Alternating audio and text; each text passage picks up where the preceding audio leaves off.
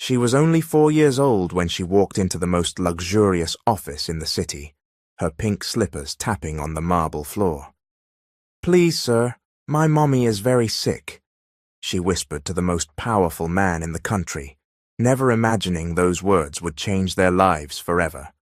Marcus Wellington tightened the knot of his Hermes tie as he looked over the skyline through the floor-to-ceiling windows on the top floor. At 35, he was the youngest CEO in the history of Wellington Industries, a company that moved billions in real estate investments. His schedule was packed: a meeting with Japanese investors at 9 a.m., a board conference at 11 a.m., and lunch with the mayor at 1 p.m. Everything meticulously planned, as always. The intercom buzzed. "Mr. Wellington, there's a situation at reception," said Amanda, his assistant, with a tightness in her voice Marcus rarely heard. "What kind of situation?" he asked, eyes still on the report spread across the mahogany desk. "It's a child, sir, a little girl. She's asking to speak with you." Marcus frowned. In 15 years of a blazing career, nothing like that had ever happened. A child. How had she even made it this far? Where were her parents? "We don't know, sir. She says she needs to talk to the most important man in the building. Security isn't sure what to do." Marcus exhaled. He did not have time for this. His morning was tight and any interruption could throw off the entire day, but there was something in Amanda's voice that made him hesitate. "Send her up," he said, surprising himself. 5 minutes later, the office door opened and Marcus saw something he never expected to see in that corporate setting. A little girl with blonde curls, wearing a simple blue dress and worn pink shoes. She couldn't have been more than 4, yet her big blue eyes held a seriousness that didn't fit her age. She stopped at the threshold, clearly intimidated by the size of the office. Marcus watched as she looked around, taking in the art on the walls, the clean lines of the furniture, the sweeping view of the city. When their eyes met, she squared her small shoulders with a determination that impressed him. "Are you the most important man here?" she asked, her small voice echoing in the quiet room. Marcus stood, not entirely sure how to handle the moment. "Me? Yes, I suppose so. What's your name?" "Emma," she answered, taking careful steps toward the desk. "Emma Rodriguez. My mommy works downstairs on the cleaning crew." The name sounded familiar, but Marcus couldn't place it. He had over 500 employees and rarely interacted with the overnight cleaning staff. They came in after hours, when he had already gone home. "And what are you doing here, Emma? Where is your mother?" The girl's eyes filled with tears, but she fought not to cry. "She's at the hospital. She's really sick. Aunt Carmen said there isn't money for the medicine she needs." Something tightened in Marcus's chest. He walked around the desk and crouched so he could look her in the eye. "Did you come here by yourself?" Emma nodded and wiped her nose on the sleeve of her dress. "I heard Aunt Carmen say you're very rich and you can help anyone. So I thought maybe you could help my mommy." The simplicity of a child's logic left Marcus speechless. A 4-year-old had crossed half the downtown, entered one of the most secure buildings in the city, and made it all the way to the top floor because she believed he could save her mother. "Emma, how did you get here? It's far from your home." "I took the bus," she said proudly. "I know the number. Mommy taught me in case I got lost, and I asked people where the Wellington building was." Marcus remembered his own childhood, when his mother was ill, and he felt powerless, but he'd been a middle-class boy with no means to do anything. Emma, on the other hand, had decided to ask for help in the most improbable place. "You were very brave, Emma. Do your parents know you're here?" "It's just me and Mommy," she answered softly. "And now Mommy is sleeping at the hospital and won't wake up. The doctors said she needs very expensive medicine." Marcus's heart squeezed. He looked at the little girl, so small and vulnerable, and yet so determined.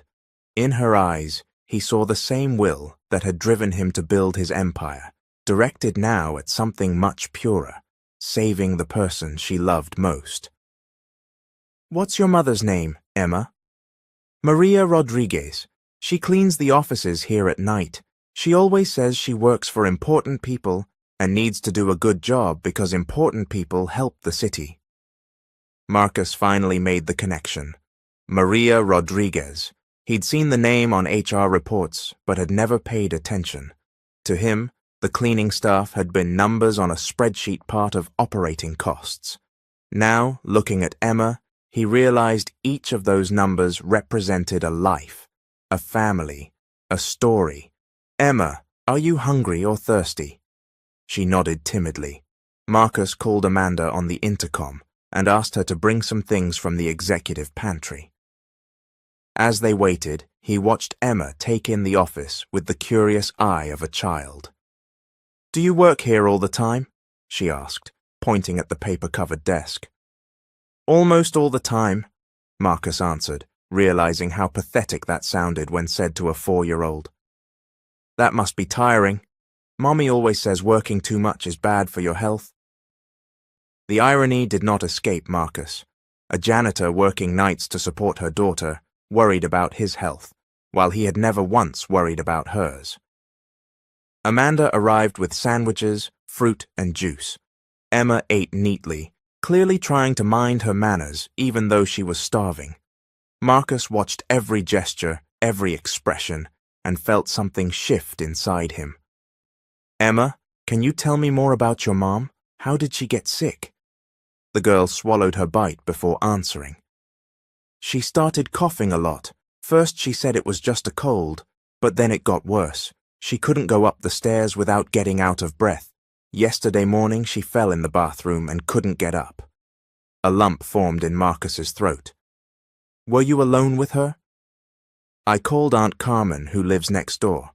She helped Mommy and called the ambulance. At the hospital, the doctor said Mommy has something in her lungs, but the medicine costs a lot of money." "How much money?" Emma paused and looked at him with hope. "Aunt Carmen said it's $15,000. She said it's more than Mommy makes in a whole year. $15,000. Marcus could spend that on a single dinner at a Michelin-starred restaurant. It was less than he paid for a suit.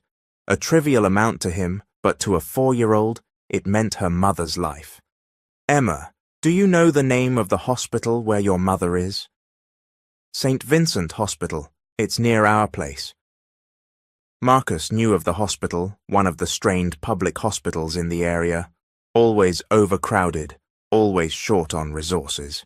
He picked up the phone and called his personal assistant. "Robert, I need you at St. Vincent Hospital right now. Look for a patient named Maria Rodriguez. I want a full report on her condition and the treatment she needs. And Robert, tell them all expenses will be covered by Wellington Industries." Emma stopped eating, eyes wide. "You're going to help my mommy?" Marcus looked at the small child who had crossed the whole city on nothing but the hope that a stranger would have compassion. "Yes, Emma, I'm going to help your mother." For the first time since she'd stepped into the office, Emma smiled, and it was the most beautiful smile Marcus had ever seen. Bobbert returned 3 hours later with a report that unsettled Marcus. Maria Rodriguez had severe pneumonia, complicated by malnutrition and exhaustion. The doctors said she had been working sick for weeks, refusing treatment because she couldn't risk losing her job. "Mr. Wellington," Robert added, clearly uncomfortable, "there's something else you should know. I spoke with the hospital social worker. Ms. Rodriguez is holding down 3 jobs to support her daughter overnights here at Wellington Industries, afternoons at a law firm, and weekends cleaning a private home." Guilt pricked at Marcus as Emma sat at his desk, drawing on paper he'd given her. While the little girl colored, he was learning that her mother was working herself to the bone just to survive. "3 jobs," he murmured. "Yes, sir, and even so, she barely manages the rent and daycare for Emma. The social worker said the little girl is sometimes left alone because her mother can't afford a sitter. Marcus looked at Emma, focused on her drawing. How could a 4-year-old be so mature and so responsible? She'd come here alone, crossing the city to find help for her mother. How many other children were facing similar situations? Robert, I want you to review every member of our cleaning staff. I want to know about their living conditions, their families, their needs, and I want the report by the end of the week. Yes, sir, but may I ask why? Marcus didn't answer immediately. He was watching Emma, who had finished her drawing and was walking toward him with a shy smile. I made you a picture, she said, holding out the paper. Marcus took it and his heart clenched. It was a simple child's drawing, but it showed 3 figures, a small woman, a child, and a tall man in a suit. Above them, Emma had carefully written, "Thank you," in wobbly letters. It's beautiful, Emma. I'll keep it forever.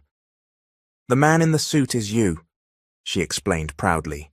You saved my mommy. Something broke open inside him. At 35, he had achieved everything he'd dreamed of: money, power, recognition, but he had never saved anyone. He had never been anyone's hero, and now a 4-year-old saw him as her savior. Emma, would you like to go with me to see your mother? Her eyes lit up. Can I really? Of course, we'll go in my car. Robert's eyes widened. Marcus Wellington never changed plans, never cancelled meetings, never left the office for personal reasons. Yet here he was, grabbing his coat and preparing to take a child to the hospital. In the elevator, Emma held Marcus's hand. Her hand was so small, so trusting. She looked at him as if he were the most important person in the world, and Marcus realized that perhaps he truly was, but not for the reasons he had always believed. Mr. Marcus, she said, using the name she'd invented for him, do you have kids? No, he answered. Why not? The innocent question pierced him. Why not? He'd had girlfriends, relationships, but never seriously considered children. He always said he didn't have time. He needed to focus on his career. Looking at Emma, he wondered if he'd been missing something fundamental. I always thought I was too busy, he said honestly. Mommy says the most important things in life can't wait, Emma replied, with a wisdom far beyond her years. In the car, Emma was fascinated by everything. She had never ridden in a car so luxurious. She ran her fingers over the leather seats, admired the electronic controls, and asked questions about everything.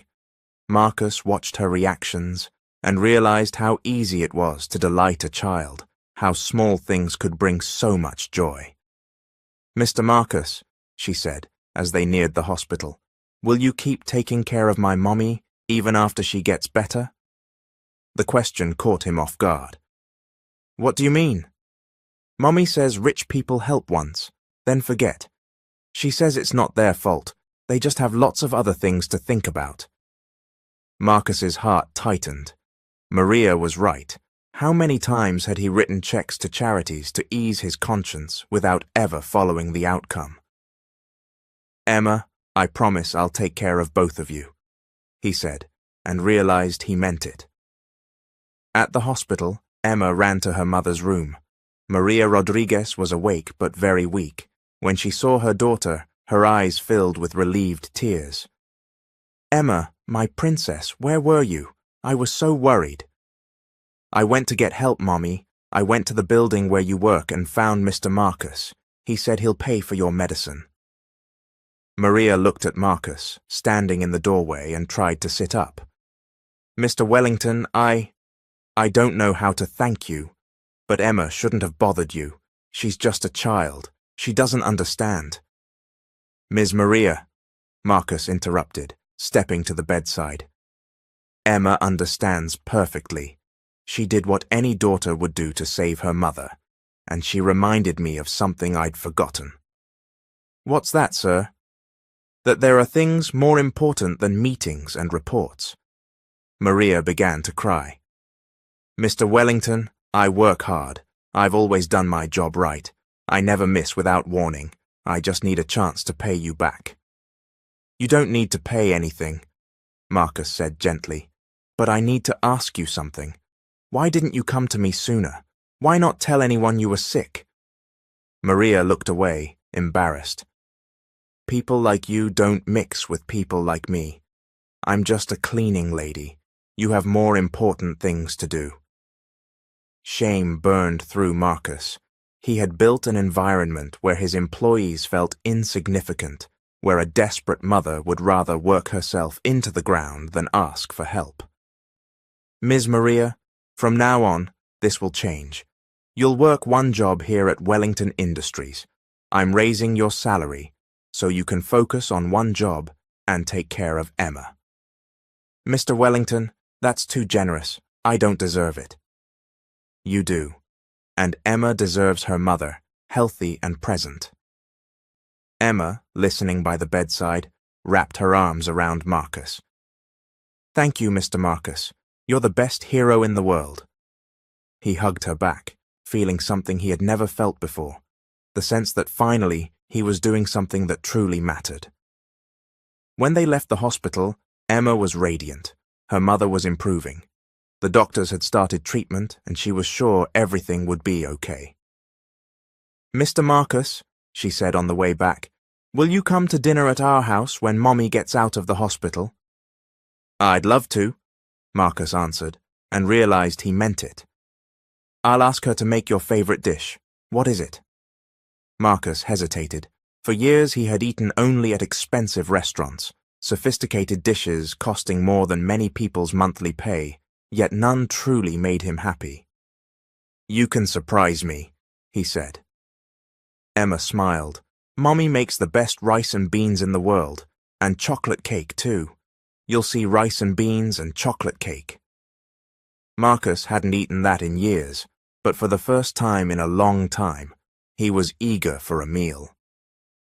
In the days that followed, Marcus found it impossible to return to business as usual. Emma had planted a seed of change in his life. He couldn't stop thinking about the reality she had revealed. Each time he passed the janitorial corridor, he noticed faces, stories, needs. Robert delivered the report on the cleaning staff, and the numbers were staggering. Over 60% worked multiple jobs. Most earned barely above minimum wage per hour. Many had young children left alone at home or in precarious daycares. Mr. Wellington, Robert said, handing over a folder with photographs. This is the report you asked for, but I should warn you, some stories are hard to read. Marcus opened the folder and saw photos of cramped apartments, children playing on cracked sidewalks, entire families living in a single room.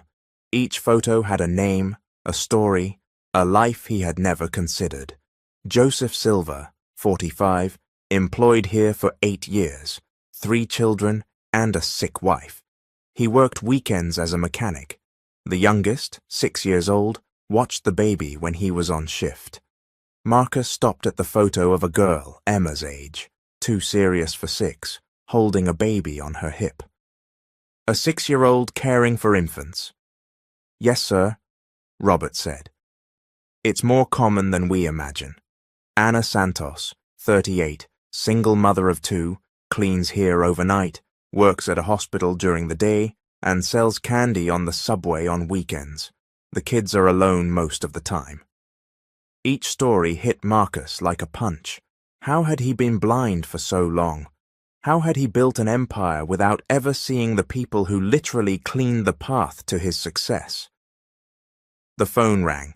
The hospital reported that Maria Rodriguez was doing well and would be discharged the next day.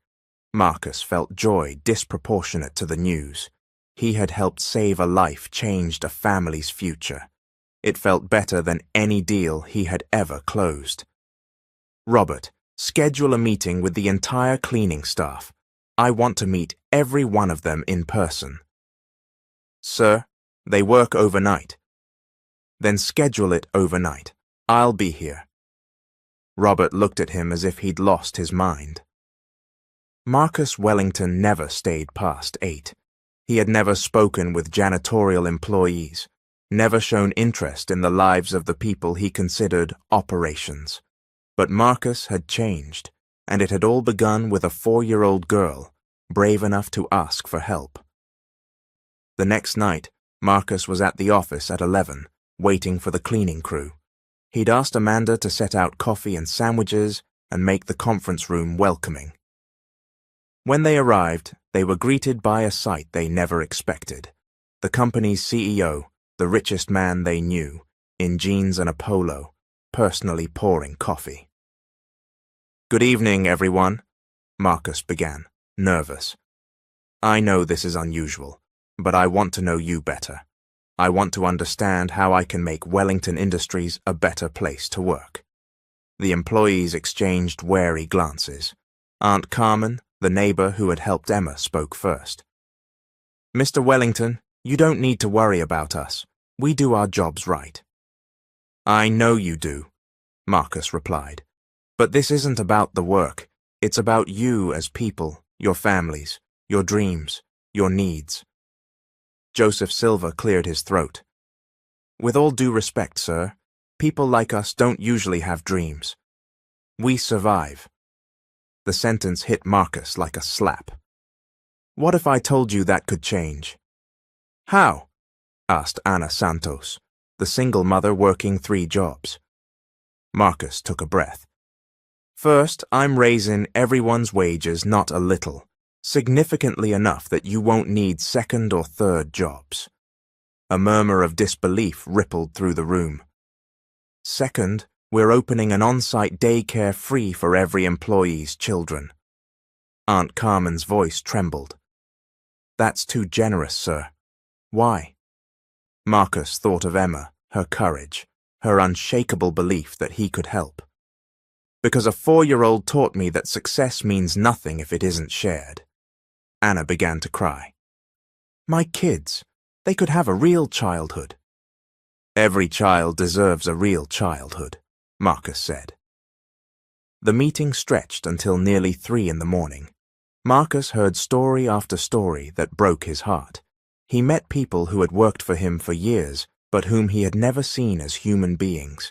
Each story made him more determined to change not only their lives, but the way his company functioned.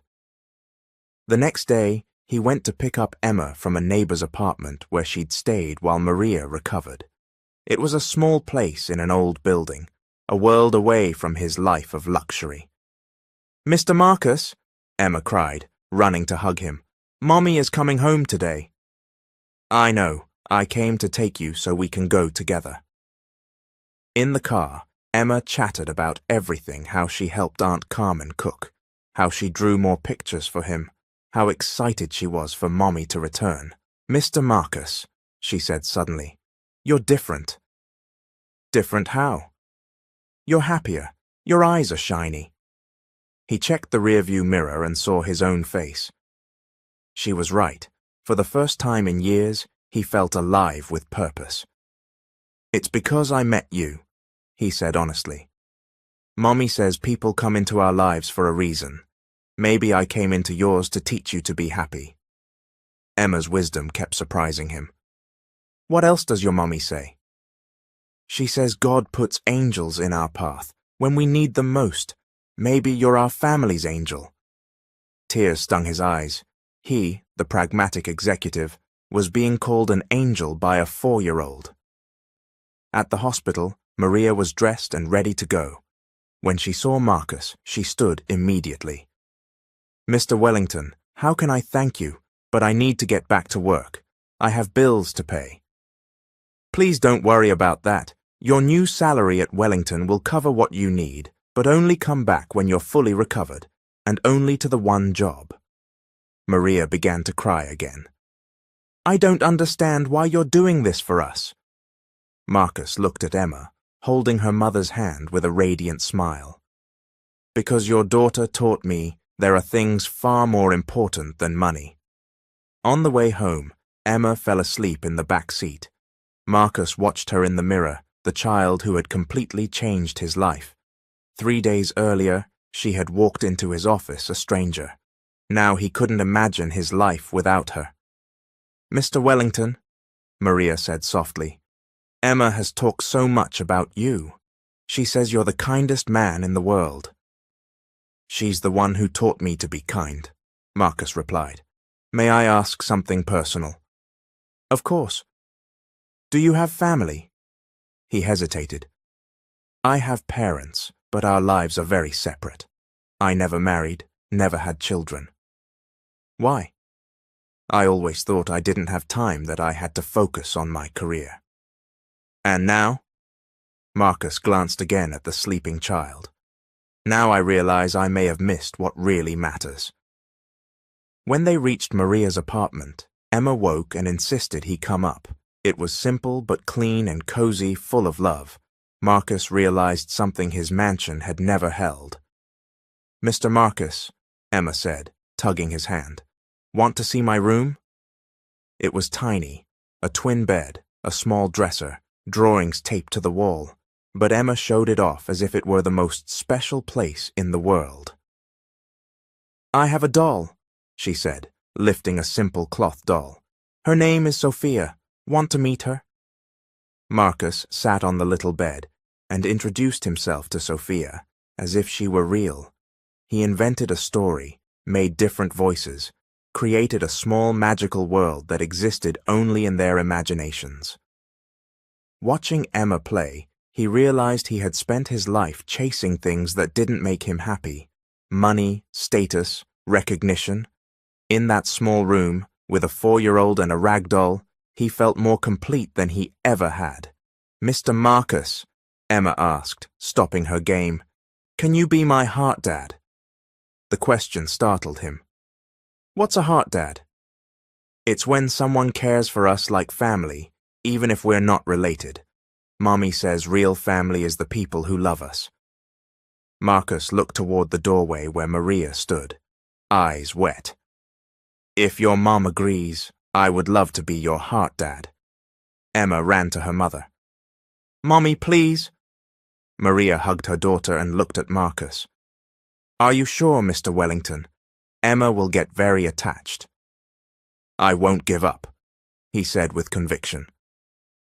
For the first time in his life, Marcus made a promise he knew he would keep not out of duty, but out of love.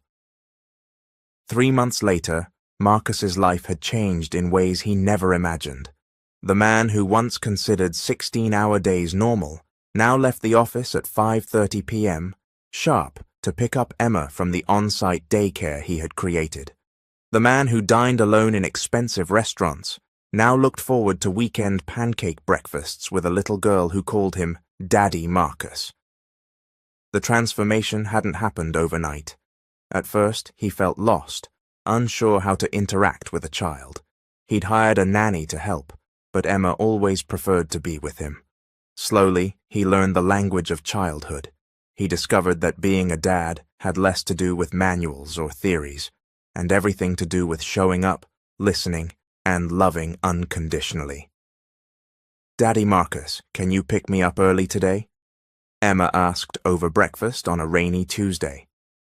She sat at the kitchen table of the bright new apartment Marcus had bought for her and Maria, a place with a bedroom just for Emma and a little yard where she could play. "Why, Princess? Did something happen at daycare?" Emma stirred her cereal with her spoon, a sign Marcus had learned meant she was worried.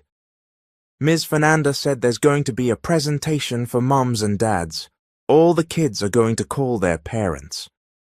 Marcus's heart squeezed. Even after 3 months, Emma still felt unsure of his place in her life. "Do you not want me to go?" "I want you to," she said quickly.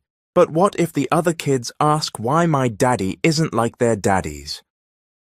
Marcus knelt next to her chair, as he'd learned to do when they needed to talk about important things. "Emma, what do you think makes someone a parent?" "Loving us," she answered without hesitation. "Exactly. Do I love you?" "You do." "Then I'm your real dad no matter what anyone thinks." Emma smiled and hugged him tight. "You're the best dad in the world, Daddy Marcus. Maria watched from the kitchen doorway, eyes shining. In the last months, she had watched Marcus become a devoted, present, patient father. He had learned to detangle Emma's curls, to tell bedtime stories, to answer a 4-year-old's 1,000 questions with infinite calm. "Good morning, Ms. Maria," Marcus said, standing. "Coffee?"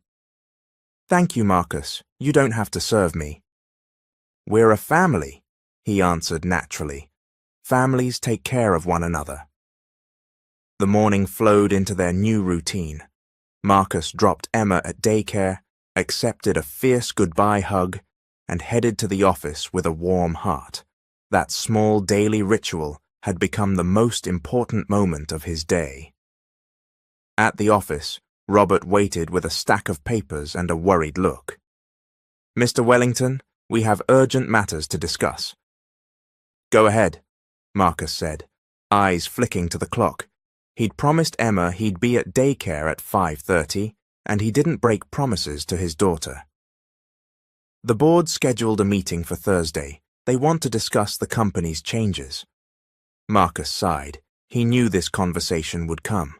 Since raising wages, opening the daycare, and expanding health benefits, some directors had questioned the costs.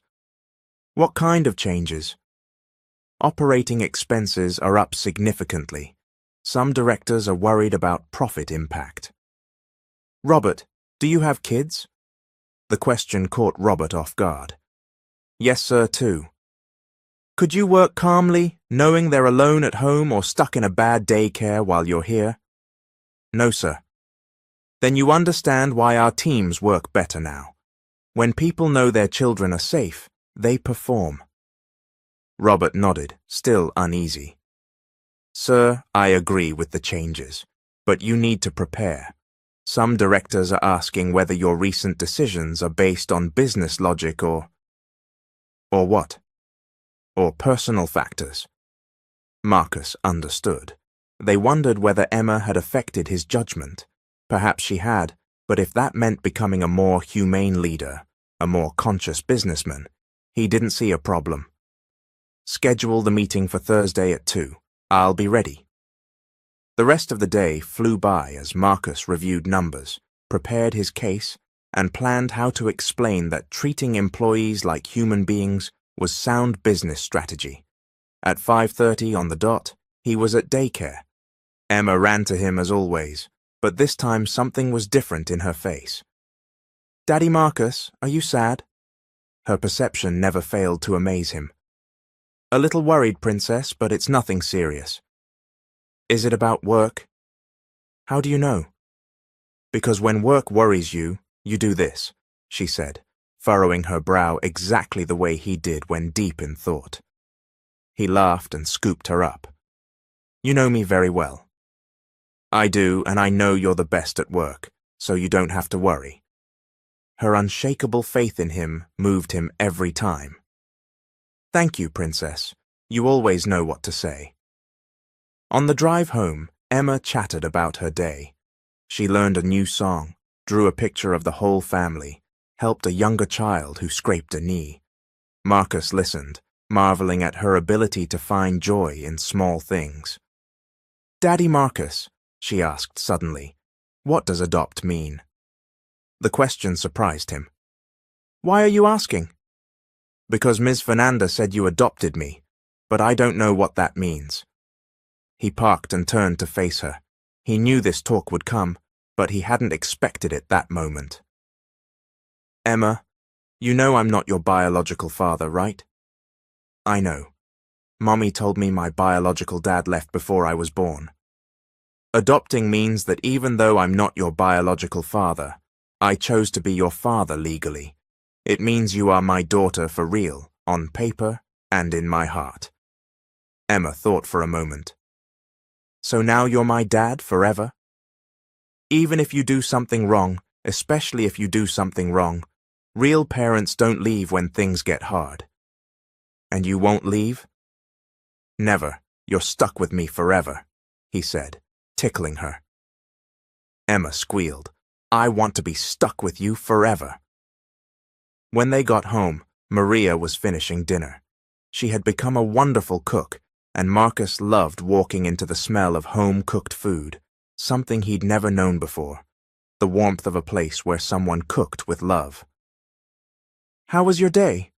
Maria asked, kissing Emma's forehead. "Great. Daddy Marcus said he adopted me because he chose me to be his daughter." Maria smiled at Marcus. "It's true," he said. "You were very chosen." During dinner, Marcus watched his family. Emma told daycare stories with wide gestures, making Maria laugh with her observations about other kids. Maria asked about his day, genuinely interested, offering perspectives he had never considered. It was an ordinary domestic scene, yet it filled him in a way he hadn't thought possible.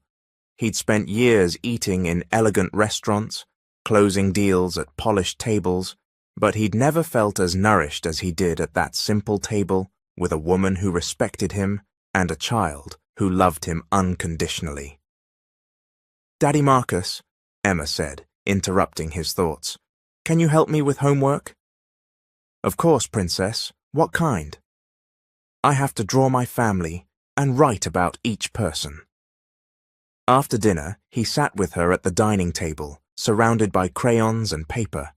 She drew 3 figures, a dark-haired woman, a tall man in a suit, and a small child in the middle, all holding hands. "Now I have to write about each person," Emma said, chewing the pencil thoughtfully. "What will you write about your mom?" "That she's the bravest mom in the world because she took care of me by herself when I was little." "And about me?" She thought a moment. "That you're the kindest dad in the world because you saved me when I was scared." His eyes stung. "You saved me too. You know, by teaching me there are things more important than work and money." "What things?" "Love, family, being a good person." Emma smiled and kept writing carefully in her crooked letters. He helped with the harder words, amazed at her determination to get everything just right. "Done," she said, showing him the drawing. "This is my family. Isn't it the prettiest?" "It's the prettiest of all," he answered, and he truly believed it. Later, after Emma fell asleep, Marcus and Maria sat in the living room for their nightly ritual, talking about the day. It was a moment he had learned to cherish, the quiet of the home, Emma safe in her room, the gentle company of Maria.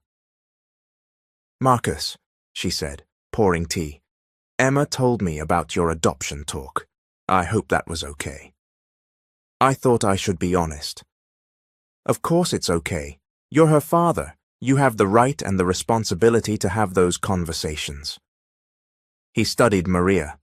Over these months, she had blossomed. The stress of 3 jobs had vanished.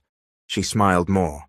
She'd gone back to school, taking an online administration course, and had become an excellent coordinator for the daycare. "Maria, can I ask something?" "Always." "Do you feel strange about all these changes?" she thought. "At first, yes. I was afraid it was temporary, that you'd change your mind. But now I see how you look at Emma, how you care for her, how you truly became her father. I realize this is real." "It is," Marcus said. "More real than anything I've ever lived." "May I ask something personal?" she added. "Do you miss your old life, the freedom, the simplicity?" He laughed. "Maria, do you think my old life was simple? I woke at 5, worked until 11 at night, came home exhausted and alone. No real friends, no close family, no purpose beyond making more money. But you had the freedom to do as you wished. What freedom? I was a slave to my ambition. Now I have something worth working for, something that gives meaning. You and Emma gave me a family, a reason to be better." "You were always a good man," she said softly. "You just needed a reason to show it." "Maybe, but without you two, I'd never have discovered it." They talked late into the night about Emma, the future, the ways their lives had changed. Marcus realized he had never had conversations this deep with anyone.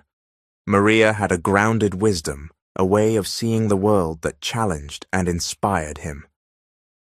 "Thank you," she said, as they got up to say goodnight. "For what?" "For loving Emma the way she deserves, for becoming the father she always needed." "Thank you," he replied, "for trusting me with what you love most." "I trust you completely," Maria said. "Emma couldn't have a better dad." On his way to bed, Marcus paused at Emma's door. She slept soundly, hugging her favorite doll. The family drawing lay carefully folded on the nightstand. He stepped in and kissed her forehead. "Good night, my princess," he whispered. "Thank you for making me the happiest man in the world." Emma murmured in her sleep and smiled. Marcus left the room with his heart overflowing. Tomorrow he would face the board, defend his decisions, fight for what he believed. But right now, he was simply a father, watching his daughter sleep, and there was no greater happiness. On Thursday, Marcus entered the boardroom ready for battle. 8 directors sat around the polished table, serious expressions, financial reports open. "Marcus," said Charles Morrison, the chair, "thanks for coming. We need to discuss concerns about the company's direction."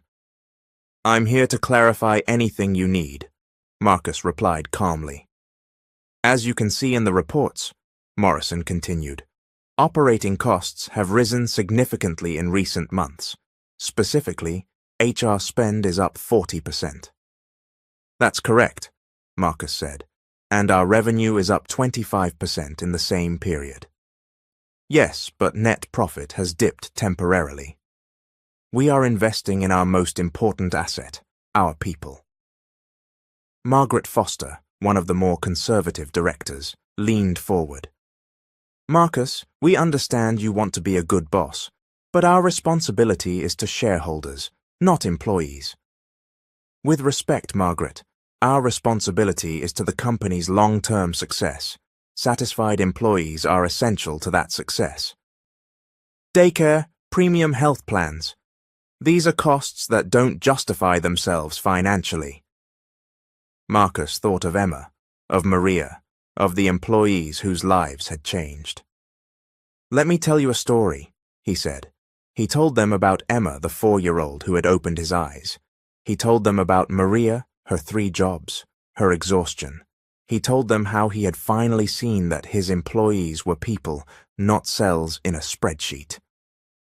"Since we implemented these changes," Marcus concluded, "productivity is up, turnover is down dramatically, and our market reputation has improved significantly. Profit will recover. We're building a foundation for sustainable growth."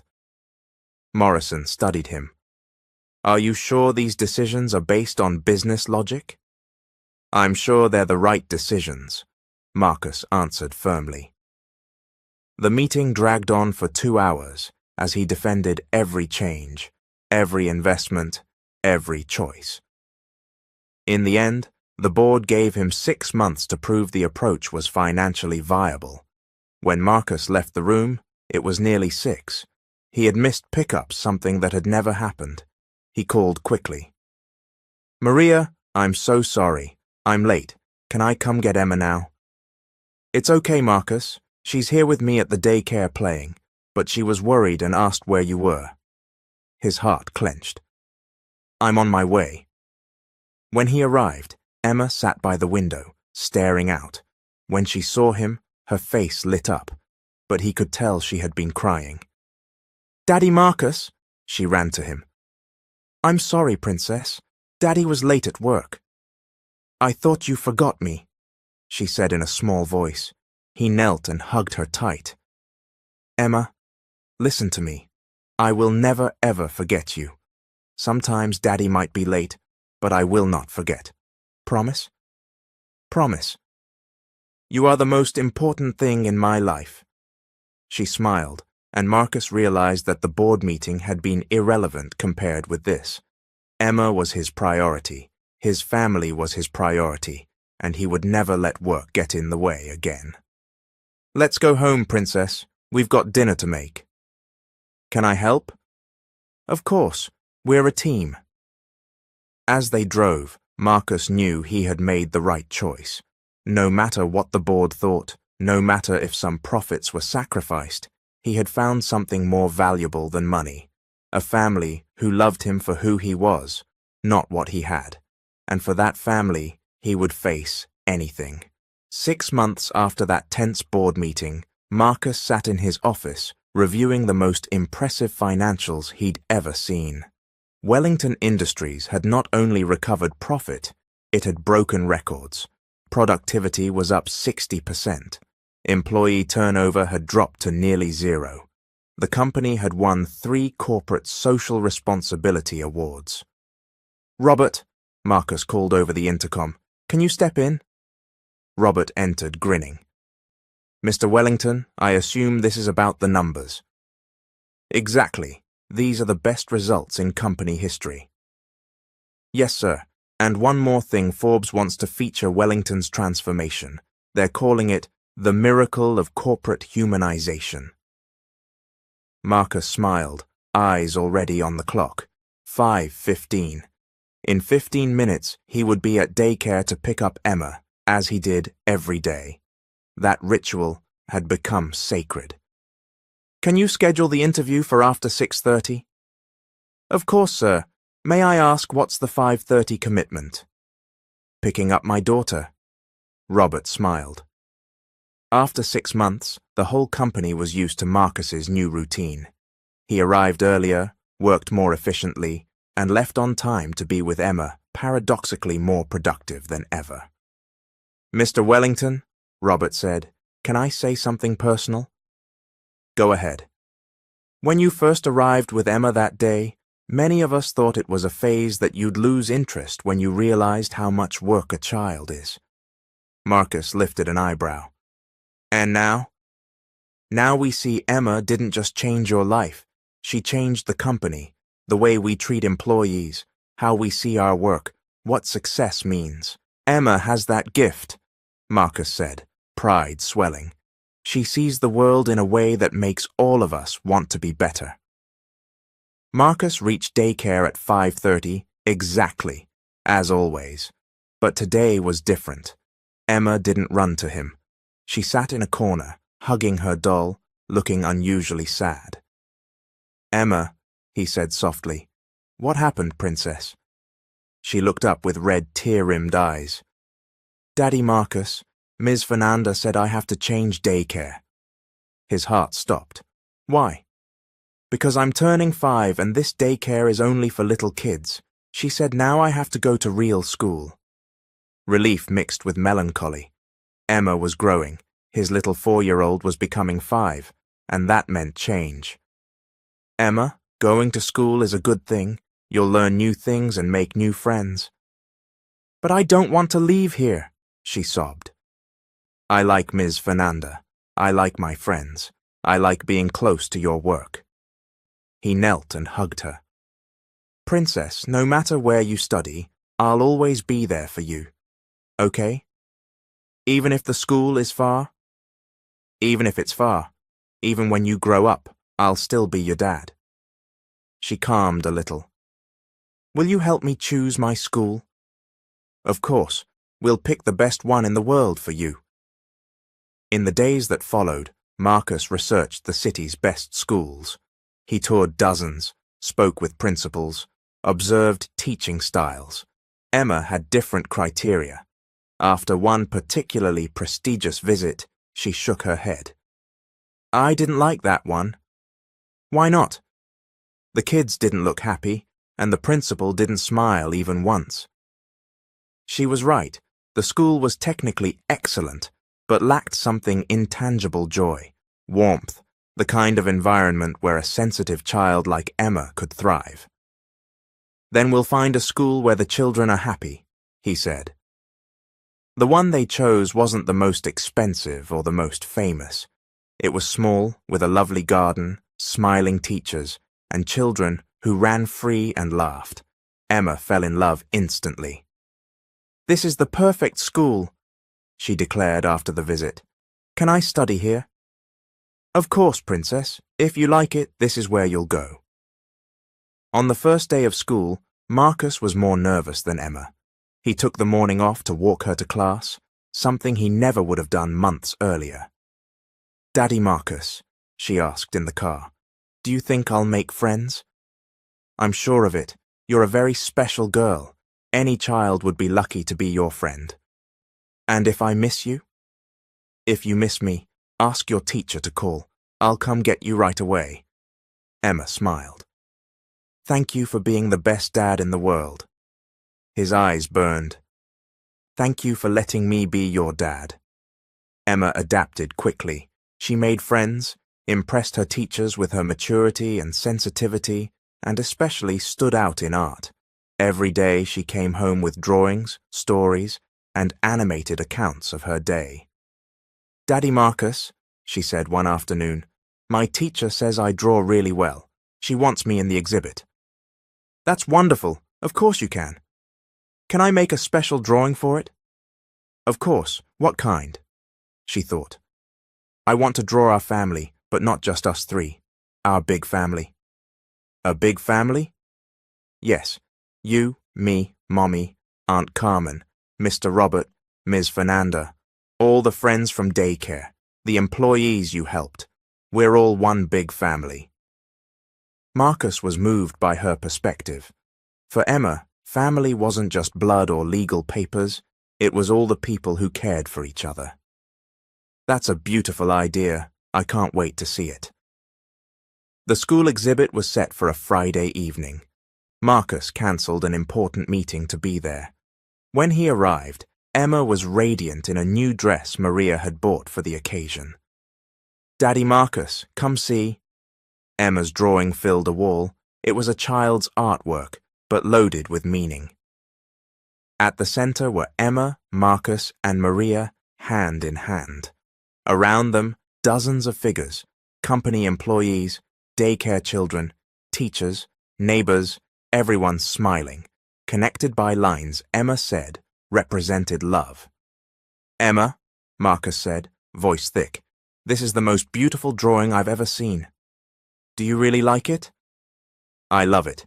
You're right, we do have a very big family." Other parents gathered, impressed by her sensitivity. "Is she your daughter?" one mother asked. "Yes," Marcus said with pride. "Emma is my daughter. She's very talented and very mature for her age." "She's special," he agreed. "She teaches me something new every day." Emma's teacher approached. "Mr. Wellington, may I speak with you?" "Of course." "Emma told me how you became a family. It's a beautiful story." "It's the best story of my life," he said. "I can also say Emma is one of the most remarkable children I've ever taught. She has a unique gift for seeing the good in people, for connecting, for spreading joy." "She's always been that way," Marcus replied, watching Emma explain her drawing to classmates. "Since the first day I met her." "How does it feel to be her father?" the teacher asked. "It must be a huge responsibility," Marcus considered. "It's the most important responsibility of my life, and the purest joy. She didn't just make me a father, she made me a better man." "It shows," the teacher said. "She speaks of you with so much love and pride." "I'm the one who's proud of her," he answered. "She's brave, kind, and smart, everything I aspire to be." After the exhibit, they celebrated with dinner out. Emma was glowing, talking non-stop about the evening, the compliments, her happiness. "Daddy Marcus," she asked mid-meal, "do you remember when I was little and went to your office?" He smiled.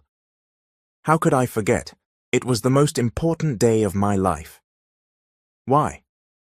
"Because it's the day I met you, the day I learned there was something more important than work." "I remember too," Emma said. "I was very scared, but you were kind to me." "You weren't scared," he corrected gently. "You were the bravest person I'd ever met. I just wanted to save Mommy." "And you did. You saved Mommy and you saved me too," she thought. "Do you think other kids need help like I did?" The question cut straight to his heart. "Yes, Princess, many do." Then can we help them? Can you use your company to help more families like you helped ours? Marcus looked at Maria, who was smiling through tears. Emma's sensitivity surprised everyone, every time. You know what? That's a very good idea. How about we create a foundation to help other children? Emma's eyes lit up. Can it be the Emma Foundation? The Emma Foundation it is, Marcus said. We'll help kids going through what you went through. And families like ours, Emma added, looking at Maria. In the months that followed, Marcus worked tirelessly to launch the Emma Foundation, an ambitious project offering support for vulnerable families, free early childhood care, education programs, and medical assistance. Emma took part in every step, offering insights only a child could. Daddy Marcus, she said during one planning meeting, there has to be a place for kids to play. Of course, Princess, we'll have play areas. And there have to be kind people working there, people who really like kids. We'll hire people who love working with children. And, Daddy Marcus? Yes? Can there be a piano so kids can learn music? Marcus smiled. Yes, music matters. They chose the foundation's opening to fall on the first anniversary of the day Emma had walked into Marcus's office, a symbolic date marking a transformation that changed not only their lives, but hundreds of others. On the day of the inauguration, Marcus was nervous. There were journalists, community leaders, business owners, and scores of families who would benefit. But the person he most wanted to impress was Emma. Daddy Marcus, she said, straightening his tie, you look handsome. Thank you, Princess. You look beautiful. I'm nervous, she admitted. Why? There are a lot of people. What if I say something wrong? He knelt. You don't have to say anything if you don't want to. But if you do, just speak from your heart like you always do. I'll be right beside you. The ceremony was moving. Marcus spoke about transforming the company, about the importance of caring for employees, about how a small child had changed his idea of success. But the most touching moment came when Emma stepped up to the microphone. Hi, she said, her small voice filling the hall. My name is Emma, and this foundation has my name.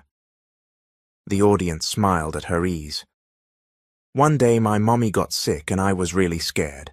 So I went to Daddy Marcus's office and asked him to help. He helped, and now we're a family. She paused, looking at Marcus, who stood beside her with tears in his eyes. This foundation is for other kids who are scared like I was, so they know there's always someone who can help, so they know they're not alone. The hall fell silent. Many adults cried openly. And I want to say to all the kids here, you are special, you are loved, and never be afraid to ask for help when you need it. The ovation was spontaneous and full of feeling. Emma spoke for only a few minutes, but her words reached people in a way no polished speech could. Later, after the guests left, Marcus, Emma, and Maria sat in the foundation's garden. Emma played with other children, her laughter ringing across the lawn.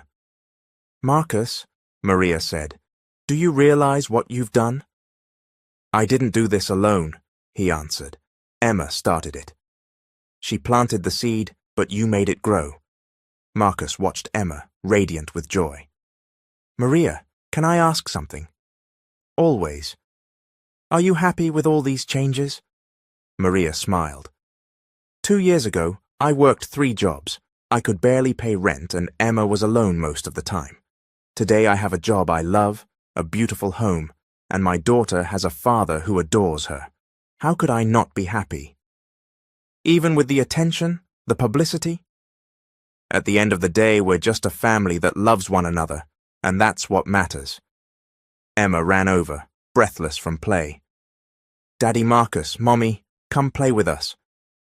We're coming, Princess, Marcus said, standing. Emma squeezed his hand. Thank you.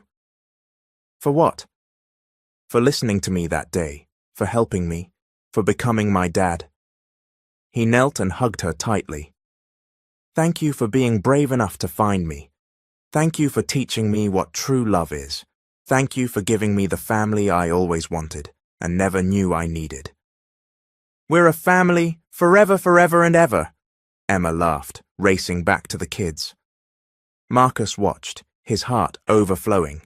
2 years ago, he had been rich but empty. Today he was a father, a husband at heart, a man who had found his true purpose. Maria stepped closer. What are you thinking? I'm thinking Emma was right, he said. Sometimes asking for help is the bravest thing we can do. And sometimes helping is the most rewarding thing we can do. Marcus nodded. Emma taught me that success isn't measured by what we accumulate, but by what we share, not by what we conquer, but by what we build, not by what we own, but by whom we love. She's a very special girl, Maria said. She's our special girl, Marcus corrected. Our daughter, our family, our life. The sun sank, painting the sky gold. Emma kept playing, her laughter blending with the others, a symphony of joy echoing through the garden. Marcus realized he had found something he hadn't known he was seeking, the complete peace of being exactly where he should be, doing exactly what he should do, loving exactly whom he should love. Daddy Marcus! Emma shouted from across the lawn. Come here, I want to show you something. He grinned and ran to her. Coming, princess! As he sprinted toward his daughter, Marcus thought about the journey they had taken together. It had begun with a brave 4-year-old who believed a stranger could save her mother, and it continued with a family who saved one another, a foundation that would help hundreds more, and a man who finally understood that true success wasn't conquering the world, but winning the heart of a child. She waited for him with a radiant smile, arms open for another hug. He scooped her up and spun her, both of them laughing, while Maria watched with tears of joy. And there, in that perfect moment, Marcus knew he had found everything he had ever searched for. A family who loved him for who he was, a purpose beyond profits and trophies, and a love that would last forever. Little Emma had entered his life like a whirlwind of hope, transforming not only his destiny, but the destinies of hundreds of others. And he knew that no matter what the future held, they would face it together, as a true family, because some stories don't end. They simply begin. The end. This is Mr. Hope. Thank you for watching. Kindly comment and like.